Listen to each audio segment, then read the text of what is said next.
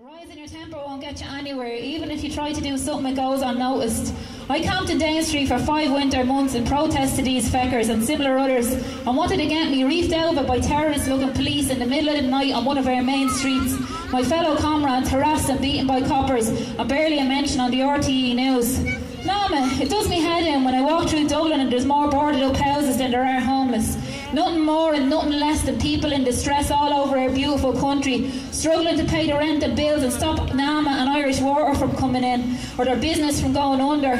When excuse the comparison, but just like the garrison in days gone by used to pillage and plunder and get away with it, there's no wonder Wonder Woman or Superman to stop these crooked villains in their tracks, or to get what they've taken back, an accumulation of wealth unimaginable, and that's only the bits they tell us about. NAMA, what does your name mean? NAMA, it sounds like Ireland has a new queen. Except royalty wouldn't do this to their subjects and get away with it. People would see fit to stand up and put an end to it. If someone got into every NAMA building in the country and took it for themselves, they wouldn't be able to do anything. It's very easy. If there's a broken window, you're only entering and not breaking, so you can't be done for it. And it's very easy to put on a new lock. Trespass with intent of what? To do the place up, to live here, to make it cosy and broken graffiti window. I watch silently as humans who look exactly like me go to work continuously and press buttons on computers that have the power to mute other people's voices and lives. NAMA, you're telling lies. I'm going to tell me ma on you, because I don't know what else to do and nobody else wants to listen, though from my perspective that's sort of good in a way. It means people are looking the other way while we squat NAMA. While I open the front door and change the lock, you're busy clocking up hours in your office. Best place for you, working all the hours God sent to someday make your dreams come true. To establish another accumulation of euros so you can buy some new places and another and playground. Give back to community, support us in our unity. We don't have to be enemies. Let's thaw out this big freeze, this standoff, and help each other to make Era a better place. Make your protest a solution-based protest. So I'd like to invite people to come down and see what we're doing there. It's not just a squat, it's not just a house where a lot of hippies have come in and are living.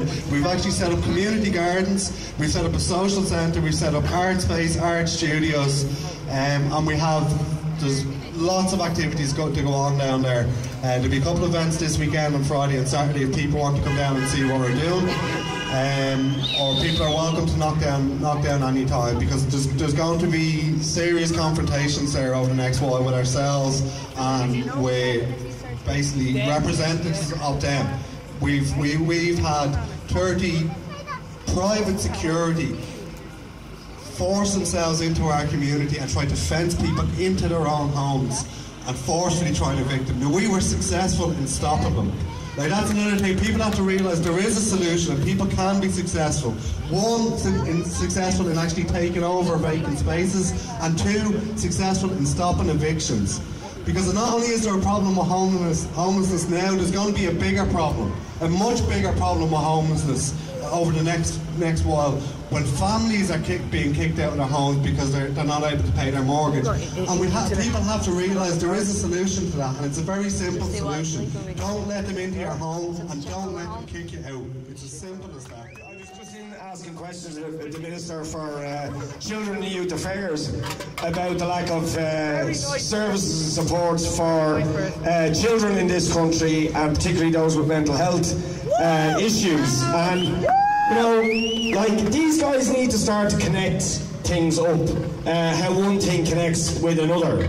Now, of course, there are many reasons why young people may have mental health problems, but there can be absolutely no doubt that if those young people don't have a secure roof over their head, or their mum or their parents are in a situation where they're in insecure housing,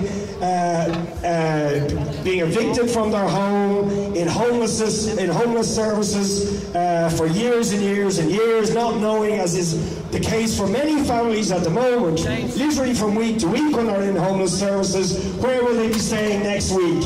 And their kids are trying to go to school, their mum is maybe trying to hold down a job, and it's just an absolute nightmare. Now, what is that going to do to the mental health of those young children? It's going to be a disaster. And Housing is the most basic thing.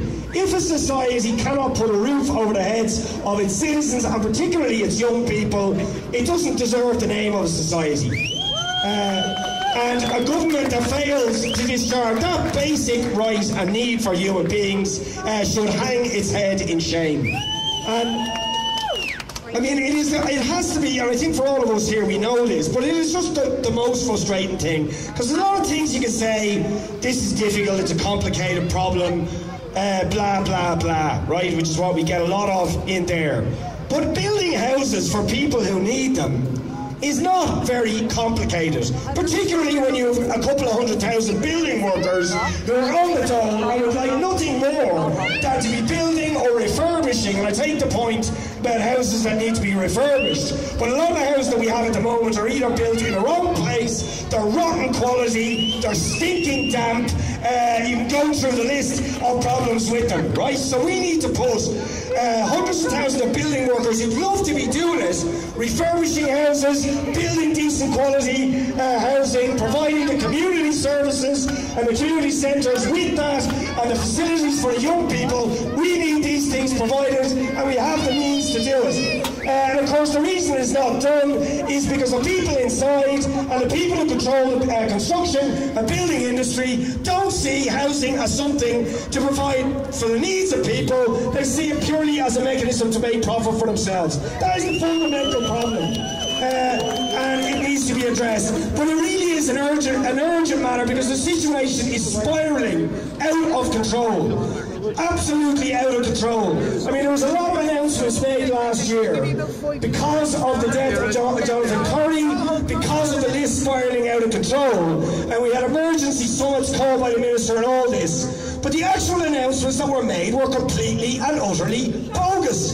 Bogus. They said they were going to deliver 110,000 houses in the next 3 years. But when you look through the figures, and they won't debate the figures in there, what you find is 3/4 of them are actually people in the current private rented accommodation they are already in, which is rotten, and which in the most cases they're trying to get out of so they can get a decent council house. They are outsourcing the whole issue to the private developers and the private sector. And of the remaining 35,000 houses, after you take out the 75,000 that will be directly outsourced to private landlords, the rest are leasing arrangements or public-private partnerships, again with the private landlords. So the actual number of houses, new council houses that are going to be built, is negligible. In my area, it's going to be 19 next year. 19, when there's 5,200 people on the list. It's a joke. There's more people joining the list every week than houses they are going to build in the whole year next year. So that means the housing crisis is going to get